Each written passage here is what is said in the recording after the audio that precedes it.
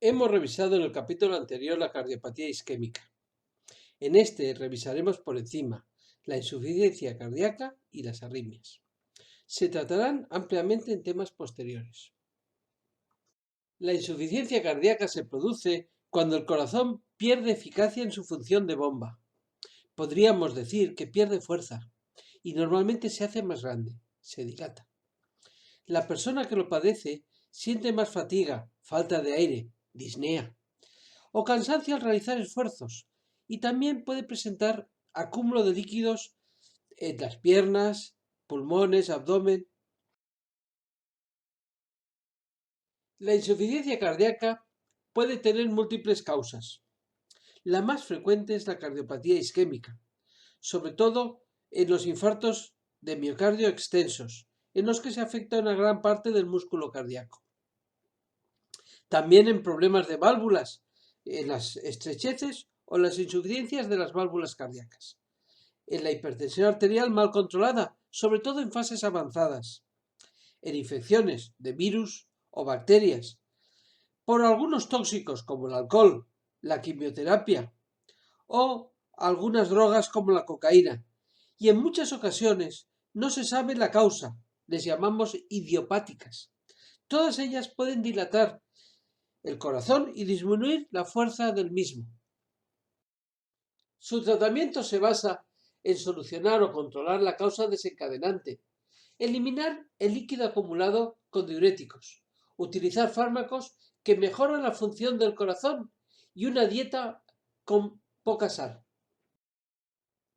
Las arritmias. Es un trastorno del sistema eléctrico del corazón, bien de la frecuencia cardíaca, las pulsaciones, o del ritmo cardíaco, su regularidad.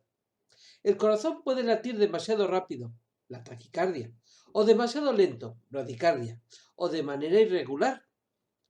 Una arritmia puede no causar daño, puede ser una señal de otros problemas cardíacos, o puede también ser un peligro grave para la salud.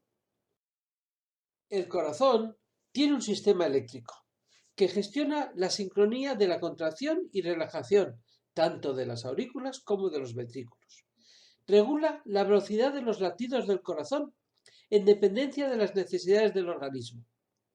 El ritmo cardíaco normal está entre 50 y 100 pulsaciones por minuto y late rítmicamente, con una cadencia regular, rítmico. Cuando este sistema eléctrico falla y se altera el ritmo cardíaco, aparecen las arritmias. Hay arritmias por alteración de la frecuencia cardíaca.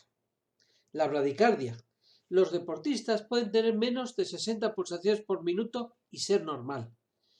A veces, tras la toma de determinados medicamentos, como los betabloqueantes, aparecen también pulsaciones lentas. Las bradicardias y los bloqueos son frecuentes en personas de edad avanzada, en donde se degenera el sistema eléctrico de conducción cardíaco, y si son importantes se tratan implantando un marcapasos. La taquicardia. En determinadas situaciones aumenta el ritmo cardíaco de forma fisiológica o normal, sin que por ello exista ningún problema del corazón, por ejemplo, con el ejercicio, con el estrés psíquico o cuando hay infecciones, fiebre, anemia, hipertiroidismo o tras la toma de determinados fármacos. En otras ocasiones, estas taquicardias suponen una alteración del sistema de conducción o eléctrico del corazón, y eso hay que tratarlo. La arritmia más frecuente son los extrasístoles, que son latidos que se generan desde un punto diferente al habitual. Se adelantan al latido normal y dejan una pausa ligera posterior.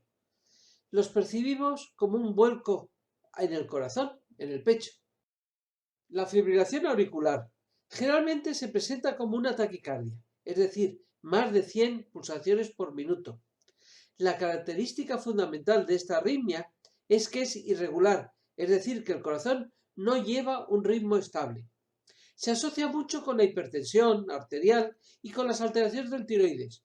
Puede producir embolias, generalmente ictus. Hay arritmias malignas que pueden desencadenar parada cardíaca. Alguna de ellas sucede en las primeras horas tras un infarto de miocardio. La taquicardia ventricular y la fibrilación ventricular, si son prolongadas, requieren maniobras de resucitación cardiopulmonar y desfibrilación eléctrica precoz. Ambos temas, la insuficiencia cardíaca y las arritmias, los trataremos de forma más extensa en capítulos independientes posteriormente. Muchas gracias.